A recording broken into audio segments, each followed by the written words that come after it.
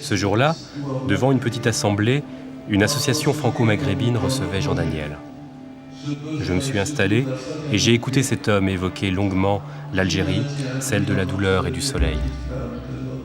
Comme souvent, des noms sont revenus à la mémoire, ceux d'amis trop tôt disparus. Et parmi les siens, surtout Albert Camus, qui comptait intensément dans sa vie, à l'amitié duquel il tenait profondément, et cette rupture qu'il a évoquée tout à l'heure était à vrai dire pour lui, ce qu'on peut appeler une tragédie. Cette nuit, j'ai rêvé que je désirais mourir après la satisfaction éperdue, voluptueuse, d'un bain de mer dans une eau pure.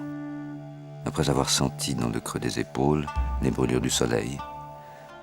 Après avoir remercié le ciel d'avoir dispensé, à côté des malheurs et des désordres, des richesses qui comblent.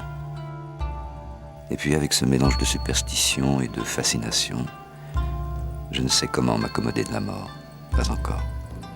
Je ne suis qu'à tenter d'accepter d'être moins jeune.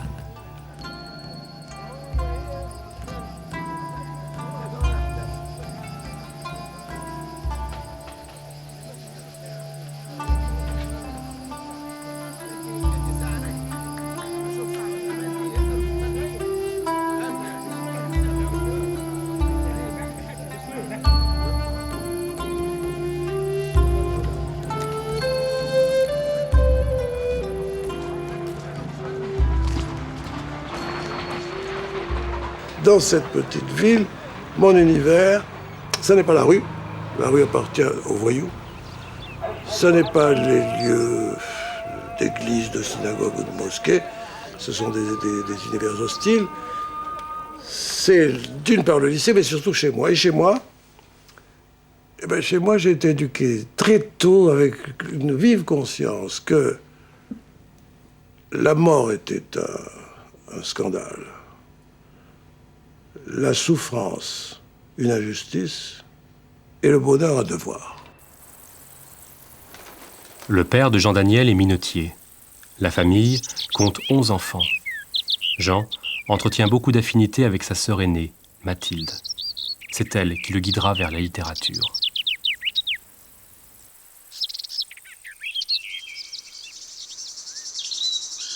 Blida est au pied d'une montagne. Cette montagne qui s'appelle Shrea, qui est aujourd'hui un repère d'islamistes. Et pour mon père, c'était la seule référence. Mon père était, amoureux de la montagne et amoureux de la civilisation montagnarde. Il avait pris de choses très rares, le berbère, le kabyle, par respect pour les habitants. Et au fond, il avait un certain mépris pour les gens de la mer. C'était la paresse, la fausse volupté, et au fond, les gens des plages, c'était des voyous. Tandis que les gens allaient lentement dans la montagne, découvrir la rareté de la végétation, la nouveauté d'un certain nombre de lentisques qui avaient une odeur particulière là-bas. Si bien qu'il y avait ces deux pôles. Ma mère, c'était la mer. Et pour elle, la mer à Blida, c'était une promesse. 15 kilomètres. Et pour mon père, la montagne, c'était une présence. Et entre cette promesse et cette présence, moi, j'ai oscillé avec deux bonheurs différents. Le goût de la nostalgie et le goût de la gravité du côté de mon père, le goût de l'expansion et de la volupté du côté de ma mère. Ce bonheur a toujours été équilibré, canalisé.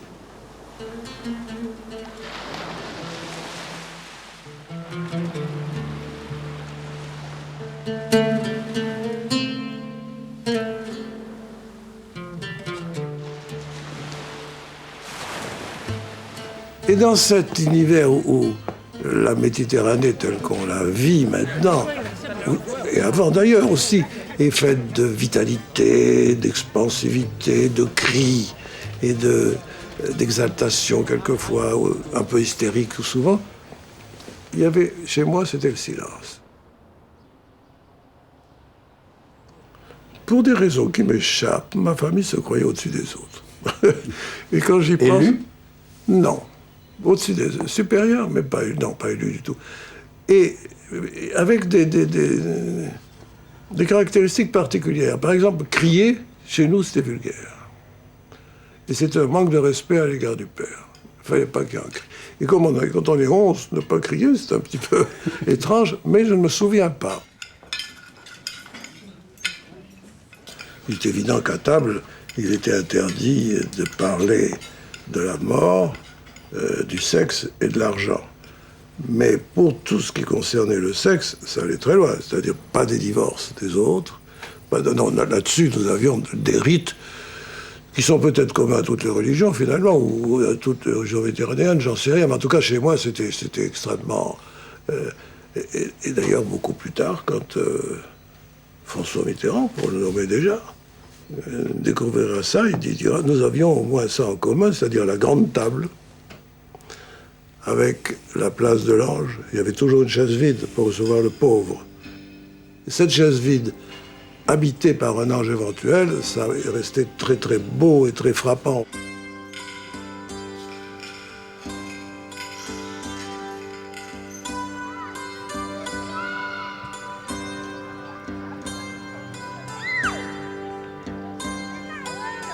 Je ne connais rien de plus français que cet air que j'ai respiré de mon enfance.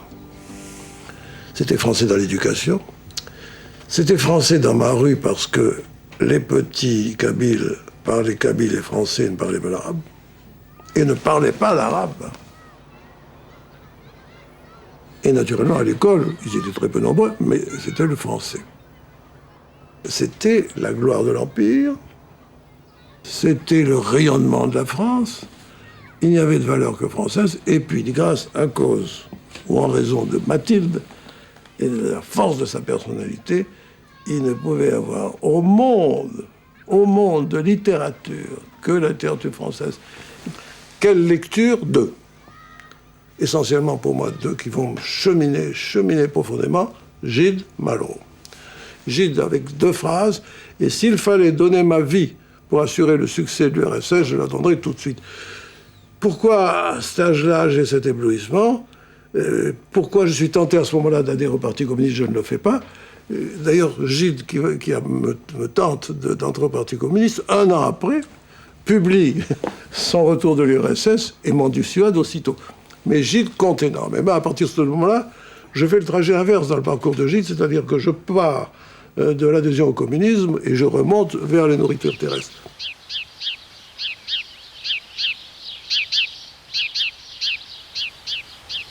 Avec l'espoir, ça se décide dans mon esprit, plus ou moins consciemment, mais ça se décide. Il faut faire de la littérature, évident. Il faut s'engager, c'est évident. Mais en même temps, il faut avoir le ton romanesque et l'échange idéologique. Et c'est l'espoir.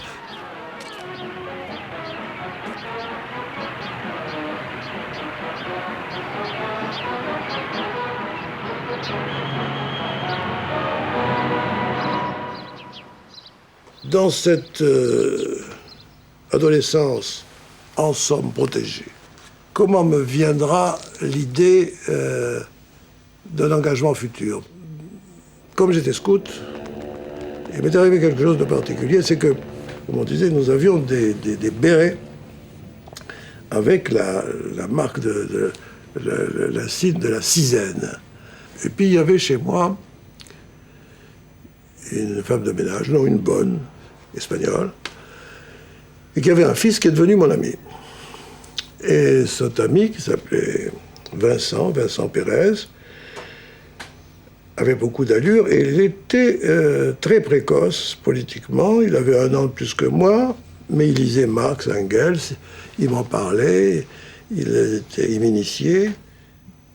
Et puis un jour, j'ai perdu ce béret, ce fameux béret. Et mon père l'a vu une fois sur la tête de Vincent Pérez. Il lui a enlevé, il a vu que l'insigne était décousu. Et c'est la seule fois de ma vie où j'ai eu honte de mon père. Parce que le gosse de pauvre, en effet, sa mère avait volé ce béret. Et le gosse ne savait plus où se mettre. Il a rompu avec moi, bien sûr. J'ai respecté. Mais. Il s'est engagé dans la guerre d'Espagne. Il avait 17 ans. Et puis il n'est pas revenu. Puis un jour, Espérance est venu me dire, ton ami, Vincent, il ne reviendra plus, il est mort. Et tout d'un coup, j'ai senti le tragique dans ma vie. C'était lié à l'Espagne, à la lecture de l'espoir, à ce premier ami que j'avais eu, et au seul acte de mon père que je regrettais.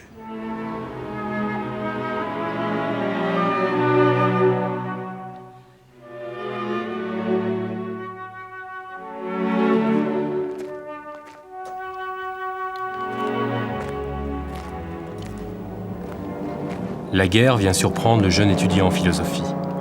Fasciné, comme il le sera toute sa vie par le général de Gaulle, Daniel décide en 1943 de rejoindre avec un groupe d'amis algérois les troupes françaises dirigées par le général Leclerc. Engagés dans la 2e DB, ils remontent l'Afrique du Nord et prennent des bateaux pour l'Angleterre. L'armée de libération se prépare.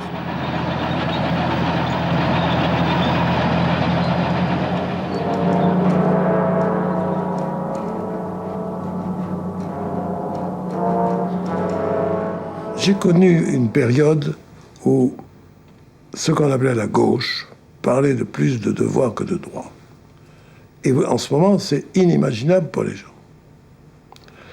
Autrement dit, qu'est-ce que c'était que d'être français? C'était d'être républicain. C'était de ne pas trahir la Révolution française. C'était de se souvenir des bâtisseurs des cathédrales et tout ce que vous voulez, bien sûr. Mais ça comportait un certain nombre de devoirs.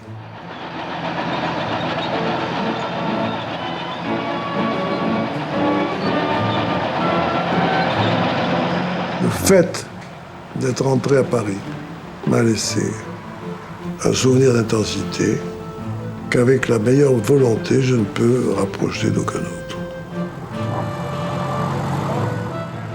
J'ai des souvenirs de douaneaux, si vous voulez, de photographes comme Rony, de scènes, surtout de jeunes filles. Surtout de jeunes filles, parce qu'au fond, ça a été le plus grand soulèvement de joie que j'ai jamais vu au monde, chez les jeunes filles. Étions-nous particulièrement sensibles à ça? Je n'en sais rien. Enfin, nous étions jeunes nous-mêmes.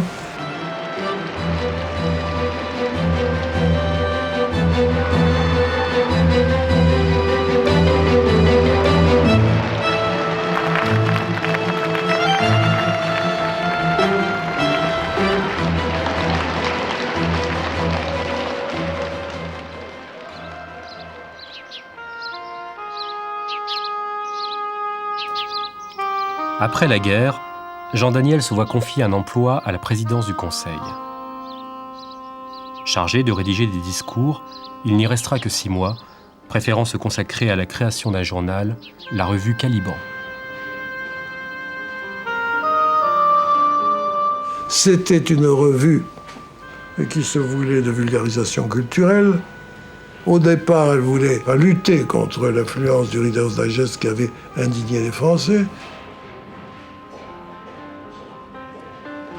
Et un jour, Camus m'a téléphoné à Caliban pour me dire « Vous êtes Jean-Daniel ?» Je dis « Oui, mais vous devriez publier Tolstoï, Ivan Ilitch, et La Maison du Peuple de Louis Guillot. » Je dis « Oui, à la condition de vous connaître, je ne vous connais pas. » Enivré par le fait qu'il m'avait dit « Allô, Albert Camus ?»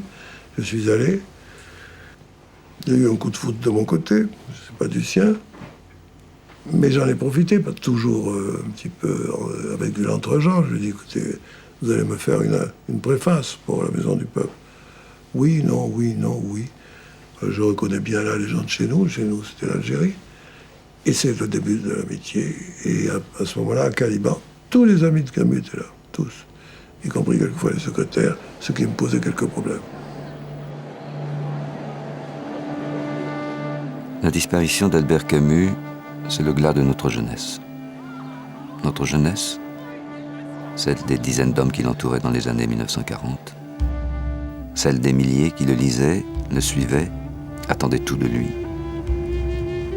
Une certaine jeunesse aussi de la Méditerranée et de l'Europe, dont Camus à force de passion précise, avait fini par incarner tout à la fois le désespoir et la volonté de bonheur.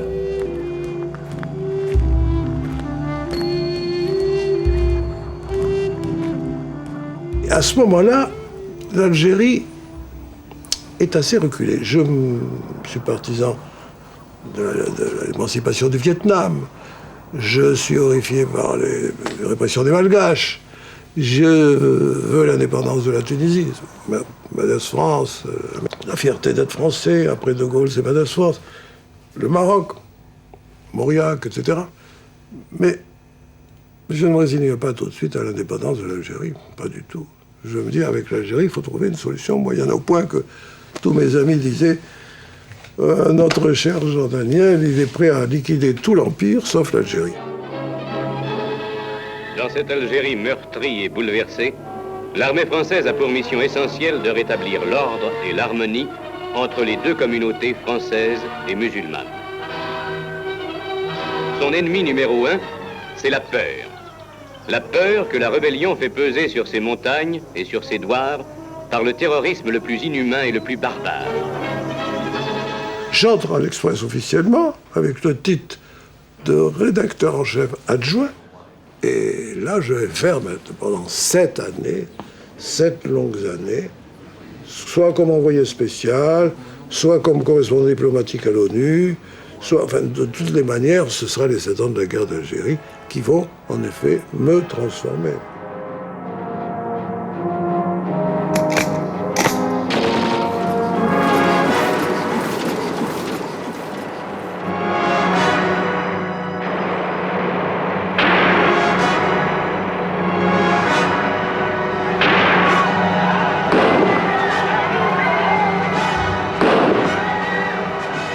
Quand arrive la guerre, il y a le manifeste, le 121.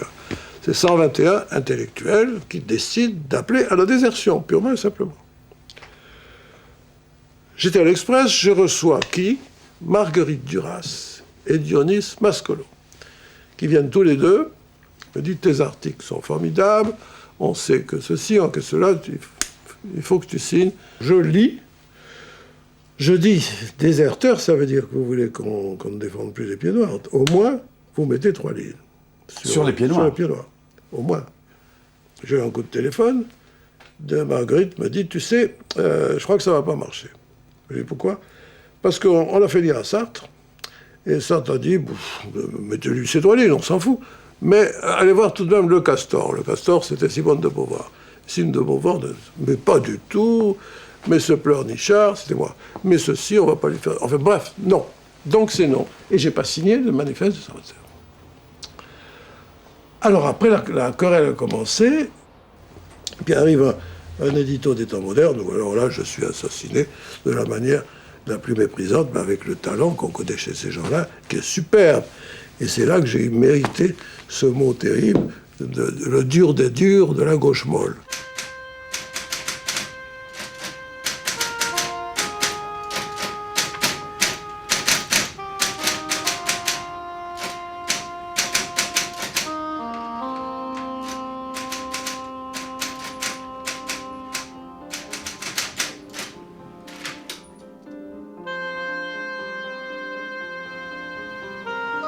Dans les gorges de Palestro, une opération déclenchée faisait fuir les montagnards. L'un d'entre eux était atteint, que j'ai vu lentement expirer près de moi. Il avait le visage ensanglanté. Il demandait à boire. Nous avons rejoint Alger où il faisait doux. Les querelles politiques recommençaient. Camus arrive. Pour moi, c'est le bonheur. L'amitié était tellement... Bon. 2 fois par semaine, 3 fois par semaine, il vient dans mon bureau. Il s'installe, il écrit l'article. Il est déjà très glorieux. Il a eu Caligula, l'étranger, la peste, tout ça, ça a paru. Il affecte de me soumettre ces articles auxquels je... Parce qu'il a dirigé Combat, il sait ce que c'est qu'une hiérarchie de professionnels, et moi je fais semblant de lire un article, d'enlever une virgule pour jouer le jeu comme lui, et c'est toujours des articles merveilleusement écrits, mais avec des positions tout à fait particulières. Un jour, il disait sa vérité au pied noir, un autre jour au FLN, il était contre la violence, il voulait ceci, il voulait cela. Bref, un jour, on se sépare. Et on se sépare comment? Ben, c'est que les tueries sont devenues telles, les exclusions sont devenues telles. Il avait fait un appel à la peste qui n'avait pas été entendu. J'ai très mal vécu cette séparation d'Albert Camus. Je lui ai envoyé une lettre. Je lui dis, mais l'indépendance est inéluctable. Il me dit, un intellectuel ne doit jamais prononcer le mot inéluctable. J'ai assez souffert du sens de l'histoire. Bref, c'est la séparation.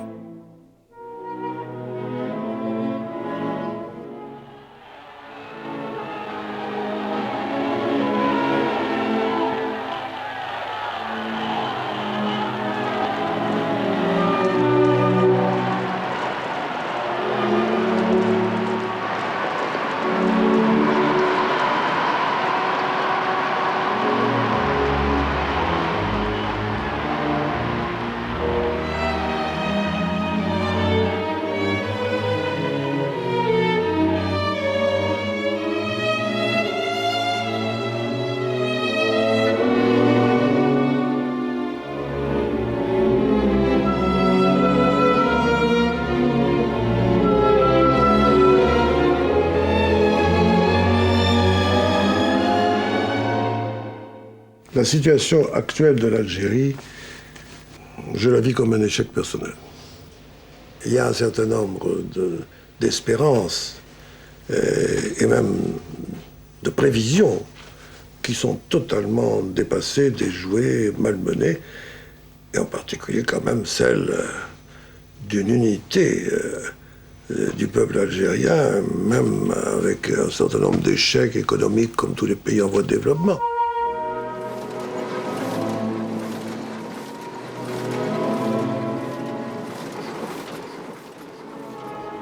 Vous comprenez, comment voulez-vous que quelqu'un comme moi, qui a vécu tous les bénéfices de l'école républicaine, qui a vu à quel point les révolutionnaires algériens, qui étaient mes condisciples, en étaient fiers.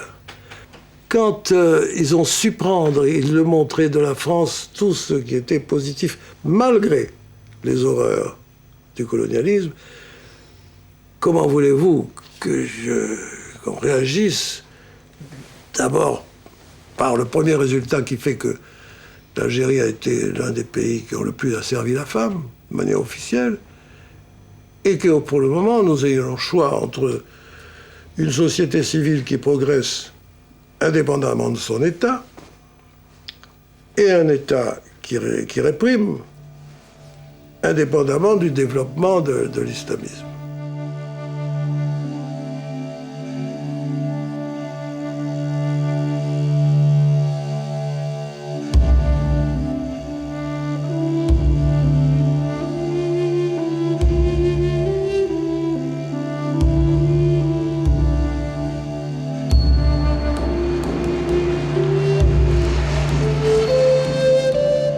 Cela fait déjà quelque temps que ma préférence va aux convalescences, aux sorties d'enfer, aux promesses de lumière sous la pluie, aux enfants qui rient à travers leurs larmes, au regard du grand blessé, soudain miraculé, à l'irremplaçable médecin qui meurt en vous faisant signe que vous n'avez rien de grave et auquel vous fermez les yeux en étant en effet rassuré.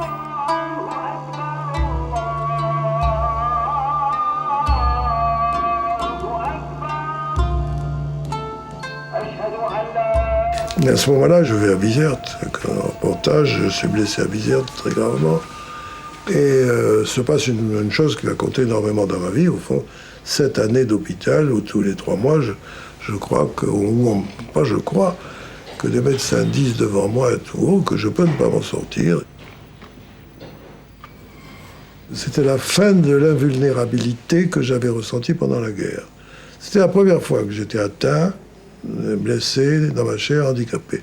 Alors que j'étais passé outre n'importe quoi.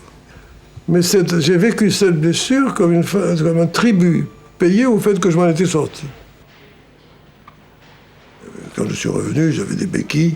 Je suis resté longtemps avec des béquilles. Je suis revenu à l'Express où ils avaient été parfaits avec moi sur l'hôpital, sur tout, etc. Mais quand je suis revenu, j'étais l'ancien combattant qui avait son passé, enfin son avenir derrière lui, si j'ose dire, et puis qui était bon qui était plus digne de considération que d'encouragement. En tout cas, ils m'ont reçu comme ça. Et quand ils m'ont reçu comme ça, il m'est revenu, ça c'est mon goût de la convalescence, une sorte de triomphe, une volonté de vivre, un dynamisme particulier. J'ai cette idée, je vais aller voir Kennedy, puis ensuite je vais voir Castro. Par chance, Jean Daniel réussit à rencontrer Kennedy en tête-à-tête pendant 1 heure. Le président des États-Unis le charge alors de transmettre un message à Castro que Daniel doit retrouver le lendemain à Cuba. Le lendemain, j'apprends pendant le déjeuner avec lui que Kennedy meurt. Et je vois les réactions de Castro pendant la mort de Kennedy. Il m'a dit le message qu'il aurait voulu que j'apporte à Castro. Je publie ça et ça fait le tour du monde.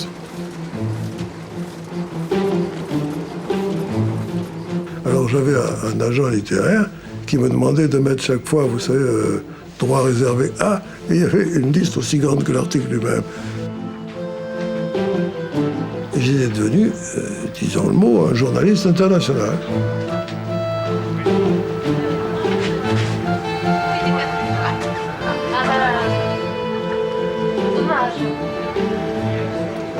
En 1964, Claude Perdriel propose à Jean Daniel de prendre la direction d'un nouveau journal à partir de l'équipe de France Observateur. Ce sera le Nouvel Observateur où de nombreux intellectuels, Furet, Barthes, Lévi-Strauss, viendront prêter leur plume. Nos ambitions culturelles, c'était de donner à la gauche non communiste sa capacité de méditation intellectuelle en commun sur la recherche d'une seconde voie. La grande affaire, ça a été en effet de savoir qui avait une légitimité pour lutter le plus efficacement en faveur d'une démystification et d'une démythification du communisme. Alors, bon, il y avait beaucoup de candidats. Curieusement, si vous voulez, je n'ai jamais fait partie du Parti communiste, mais j'ai passé mon temps à me faire engueuler. Soit parce que je n'en avais pas fait partie, soit parce que je n'étais pas assez critique aux yeux de ceux qui l'avaient quitté. Au fond, il n'y avait d'autorisation à être communiste, à être anticommuniste contre l'Église communiste que quand on était défroqué.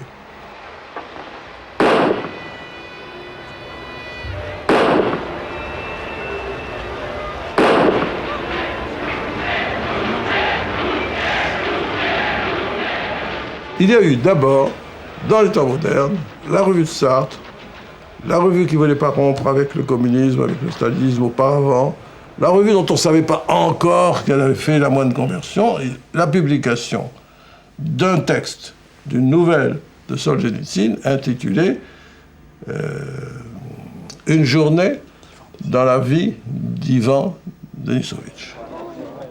Je n'attendais que ça, puisqu'au fond, depuis le début, je cherchais comment légitimer une séparation de ces communistes qui incarnaient la légitimité ouvrière et la légitimité prolétarienne.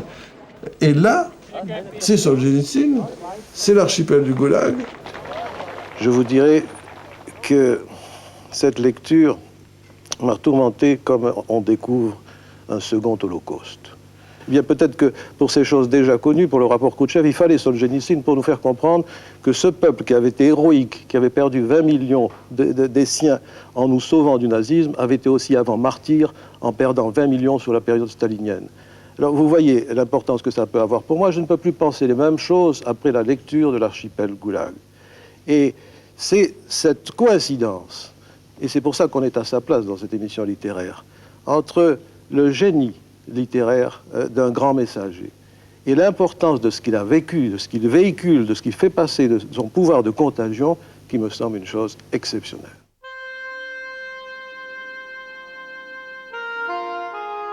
Tout le monde était prêt à la dévotion, que je comprenais. Tout le monde était prêt à l'inconditionnalité, que je partageais. Mais là, j'ai voulu savoir ce qu'il pensait du colonialisme et je lui ai dit. Alors, pensez-vous être bien informé sur l'Occident? si vous voulez une phrase pour vous préciser, puisque votre visage me donne l'expression d'un manque de clarté de ma part, je veux dire qu'il y a eu des mêmes combats que ceux que vous avez menés chez des gens qui n'avaient pas le génie littéraire ni la détermination, mais ce n'étaient pas des combats contre le communisme, c'était des combats contre le colonialisme, c'était des combats contre le capitalisme, et que ces combats-là, ils sont les mêmes que les vôtres. Et c'est dans la construction d'un avenir commun que nous voulons intégrer le vôtre. Et tout d'un coup, me voilà distant de vous, alors que pendant un an, avec vos œuvres, j'ai vécu avec vous. Запад с востока виден больше.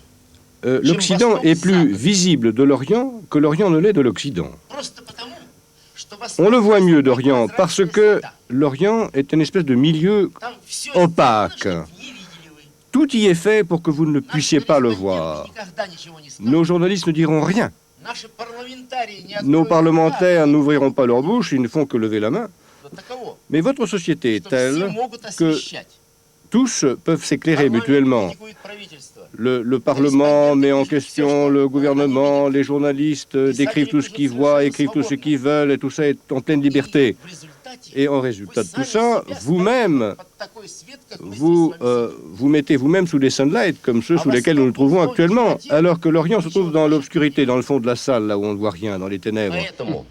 Dans mon intervention, j'avais paru pour les uns impertinent, pour les autres gênant, pour les autres curieux. Raymond Aron écrira dès le lendemain qu'il s'était gêné comme une sorte qu'il avait eu honte d'être qu'un Français s'exprime de cette manière.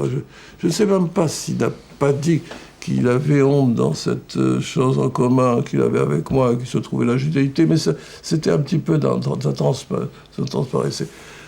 Bon, naturellement, Furet a été contre dans le journal, Clavel a été contre dans le journal, ils ont publié le témoignage contre, je paraissais déplacé, gênant, et le seul qui m'a pris ma défense, de manière magnifique, c'est Foucault.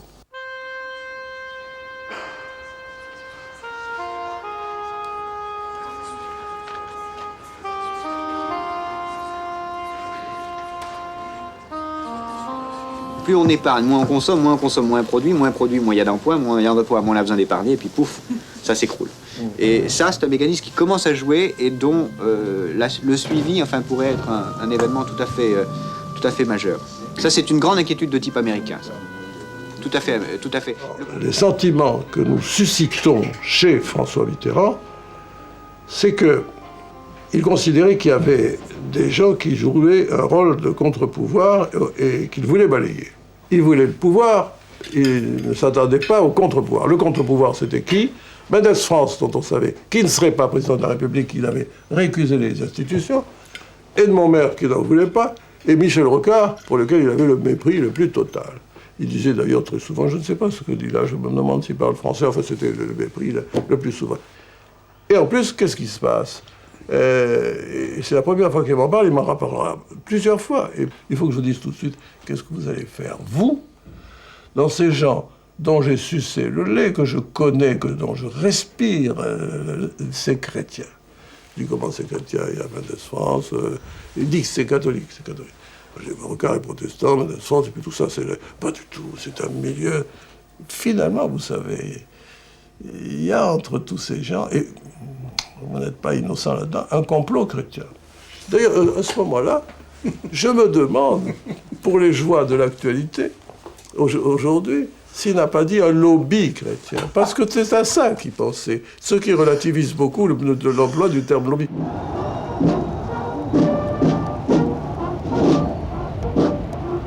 Mais quand arrive là le succès, Mitterrand nous invite pour célébrer sa victoire, rue de Bièvre, et puis il y avait, je me souviens, Claude Pédriel qui représentait à ce moment-là le matin, et moi l'Observateur, il dit, citant Léon Blum qui avait reçu les gens de vendredi, vous nous avez probablement fait gagner les 300 ou 400 000 voix qui étaient décisives pour, etc. Bonne citation, bonne culture, ça nous fait plaisir, etc. Sauf que, il y avait près de lui quelqu'un, c'était Daniel Mitterrand qui a dit « Sauf que la façon dont ils ont salué la victoire, et en me regardant en disant « dont vous avez salué la victoire », C'est une façon qui est tout à fait nuancée. Et qu'est-ce que c'était cette façon? Elle avait raison. Je citais le propos de Charles Maurras quand Pétain arrive en disant « Nos idées sont au pouvoir ». Alors je disais « Nos idées, non. Elles ne sont que partiellement représentées ». Je citais les noms des gens qui les représentaient. Et je disais « Il va y avoir un débat pour lequel nous avons un enthousiasme sans limite, mais c'est ce débat qui nous intéresse avec le succès des idées de ceux qui nous représentent et près de qui nous sommes proches. Autrement dit, nous allons alimenter l'opposition intérieure dans le gouvernement contre François Mitterrand.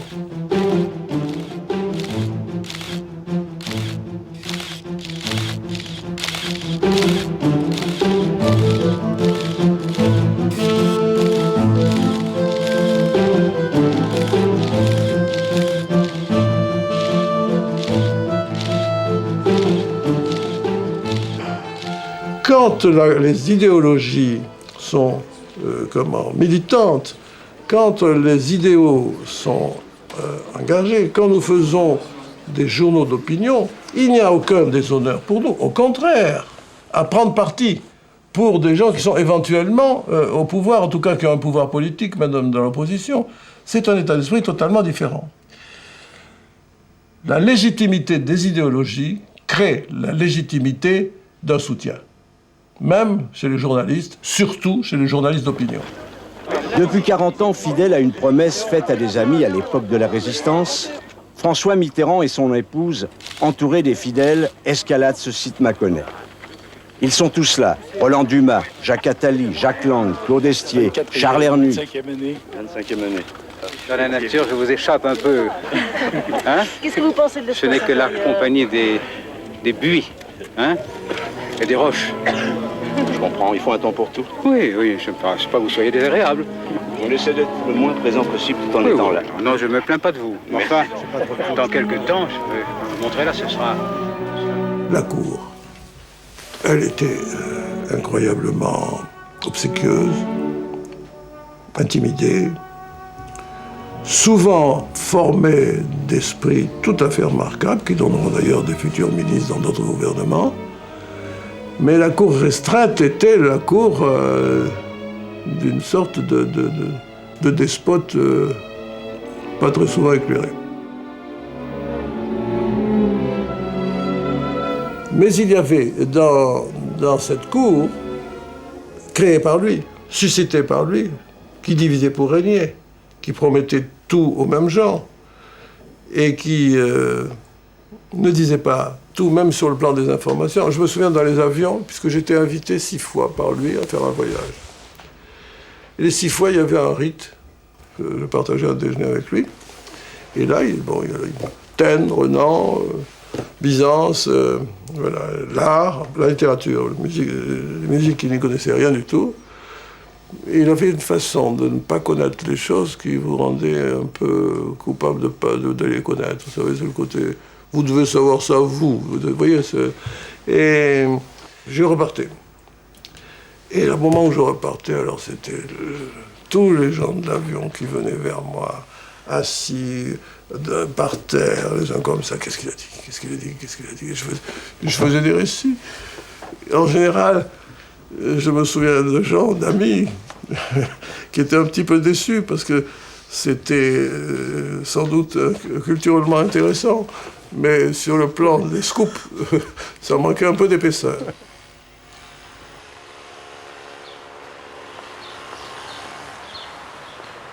Mais est arrivé en effet le moment des affaires.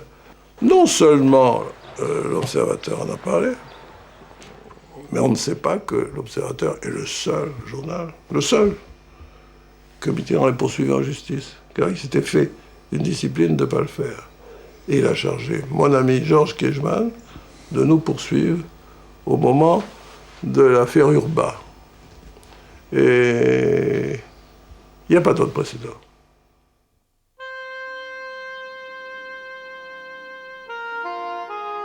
Et aujourd'hui, depuis mai 81, c'est pour ça que je dis que vous avez partiellement tort, on sent que le Nouvel Observateur, c'est la conscience malheureuse. la conscience malheureuse de la gauche, mais qui veut encore s'ancrer à gauche, alors que pendant 20 ans, tous les rendez-vous de gauche ont été manqués. Finalement, le tiers-mondisme, on a vu Jean Daniel saluer l'arrivée à Saïgon des Vietnamiens du Nord comme un grand moment de la conscience universelle. Il a su, après, réajuster le tir, mais si vous voulez, je crois que ça illustre ce que j'appellerais les rendez-vous manqués de la gauche française. Mais où est le temps, Jean Daniel, où vous parliez des grandes lueurs du Vietnam et de Cuba?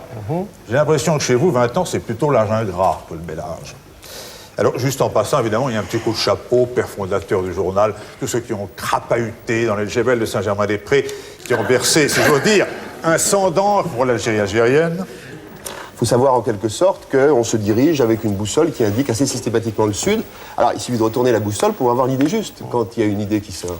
Et ça, on l'a vu sur les États-Unis, on l'a vu sur le Vietnam, on l'a vu sur un certain nombre de choses. Mais le repentir est toujours là, ça c'est excellent sur le terrain intellectuel. Oui, alors Jean Daniel et Emmanuel Leroy-Ladurie. Des années après, souvent c'est bien trop tard.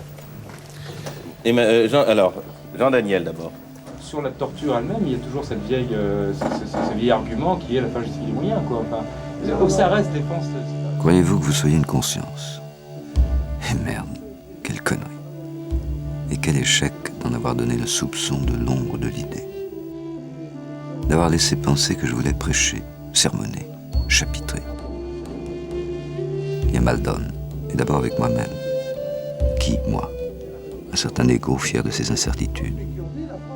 Un égo qui brandit le doute, qui chérit les questions comme des fleurs, et fuit les réponses comme des épines.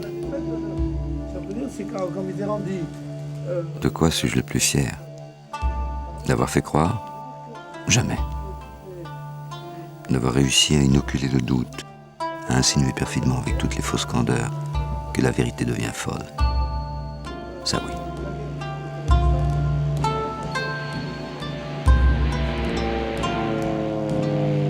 Quand l'Algérie est indépendante, Ben Bella fait son premier voyage en Égypte. Il m'emmène dans son avion. Et puis il me met à côté et il me dit tous mes rêves se réalisent. Je voulais que l'Égypte se sauve du conflit de Suez. Nasser en est sorti vainqueur. Je voulais l'indépendance de l'Algérie, on vient de l'avoir. Maintenant, il ne reste plus que l'indépendance de la Palestine. J'ai reçu j'ai dit, mais comment? Puis l'avion survolait des déserts immenses, où je lui disais, mais il y a de la place pour tout le monde, partout, regardez ailleurs, non, mais c'est là-bas. Non. Et il a commencé à me parler avec telle radicalité, un tel lyrisme, une telle imprégnation, une telle solidarité des Palestiniens, une telle volonté d'éliminer, de finir par éliminer Israël, une idée qu'ils avaient le nombre, le temps, l'espace, et que cette greffe coloniale, j'ai été très vite familiarisé avec l'idée injuste, mais l'idée vécue par les Arabes qu'il s'agissait d'une convulsion du colonialisme, d'une séquelle du colonialisme occidental. Et que, irresponsables de la Shoah, ils héritaient du colonialisme. Un jour, il y a eu une réunion avec Arafat, c'était l'année où Mitterrand l'a reçu pour la première fois. Vous vous souvenez d'une histoire caduque? Paris, Arafat en rêvait. La France de De Gaulle, sensible au drame palestinien depuis 1967. La France de Mitterrand, qui a protégé le départ des troupes palestiniennes du Liban en 82 et 83. En franchissant ce matin le perron de l'Élysée, Yasser Arafat prenait un nouvel engagement moral et politique, car le président Mitterrand, l'ami d'Israël, l'a incité à multiplier les assurances données au peuple juif. Cette charte de l'OLP, par exemple, qui nie le droit d'Israël à exister, n'est-elle pas en contradiction avec les dernières résolutions du Conseil national palestinien, qui a reconnu Israël?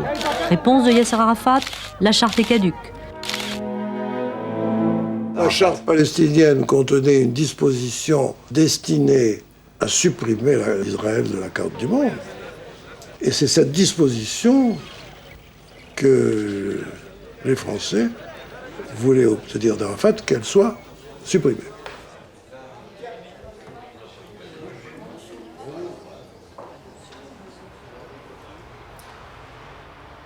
Puis je suis sorti du crayon. Puis je les ai vus s'avancer vers moi, et une jeune femme que j'avais trouvée d'ailleurs très belle, mais qui était, et derrière elle, à quelques mètres, un vieil homme qui avait l'air de la regarder de manière apeurée. Cette jeune fille est venue, elle m'a craché dessus. Elle m'a dit, ouais, ça c'est mon oncle, il est déporté. Et vous venez de voir l'un des responsables. Alors ça frappe quand je suis rentré en particulier. Et ça marque autant que les gens de l'Ouest, parce que les gens de l'Ouest, je ne les respectais pas. Se déporter, j'étais prêt à l'admirer. J'étais sûr de pouvoir l'admirer. Il reste que l'idée qu'Israël puisse être une puissance occupante, mais insupportable. La manifestation se disperse et la bataille quotidienne de Netzarim commence. Les Palestiniens attaquent les positions israéliennes autour de l'implantation. Les soldats ripostent par des rafales. Là, il y a quelque chose d'assez pathétique dans cette condamnation d'Israël à tuer. C'est tout à fait. Moi, j'aimais pas beaucoup cette femme, Golda Meir, mais elle a dit quelque chose d'admirable. Quand elle a dit « Nous vous pardonnerons peut-être d'avoir tué nos enfants, mais nous ne vous pardonnerons jamais de nous avoir forcés à tuer les vôtres. » On a tout dit, là.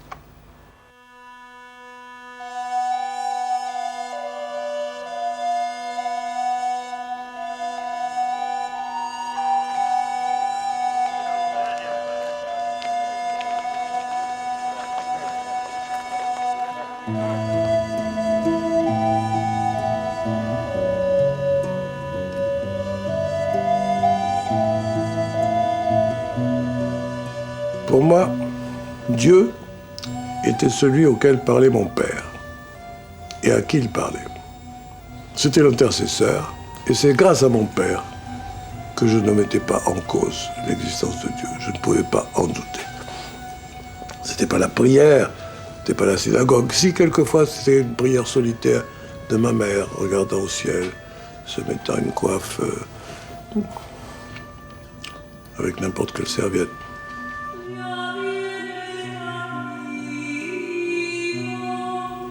Quand mon père meurt, je crois plus en Dieu. Ça arrive comme ça. L'intercesseur est parti, celui à qui il parle disparaît. Et puis, je vais vous dire, ça je l'ai gardé jusqu'à maintenant, Dieu a beaucoup de chance avec moi, parce que quand je suis heureux, je le remercie, et quand je suis malheureux, je crois qu'il n'existe pas. Et ma seule solution, pour moi, je l'ai trouvée que pour moi-même. C'est-à-dire qu'il me semble pouvoir justifier les religions que par la mission de sainteté dont elles sont chargées. Je suis arrivé à la conviction que les révélations, celles du monothéisme comme les autres, celles qui sont considérées comme des messages divins, quand on se sépare d'elles, elles s'abâtardisent dans la politique, elles s'avilisent dans la religion, elles se banalisent dans les rites, mais qu'elles sont condamnées à la trahison. Et que dans ce cas, toute religion qui ne conduit pas ses fidèles à être, comme dit la Bible, des prêtres et des témoins, ou comme me dit Jean de la Croix, des saints par obligation, ce qui est une expression merveilleuse. Alors ça ne m'intéresse pas. Je sens partout l'imposture.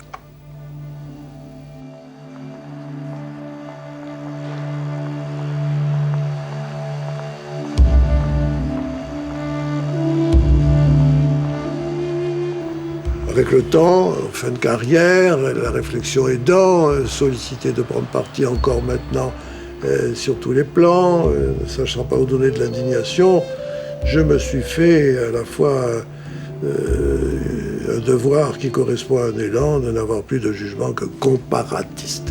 Si on me demande de parler du Maroc, je me souviens de l'Iran. Si on me demande de parler de l'Iran, je me souviens de l'Afghanistan.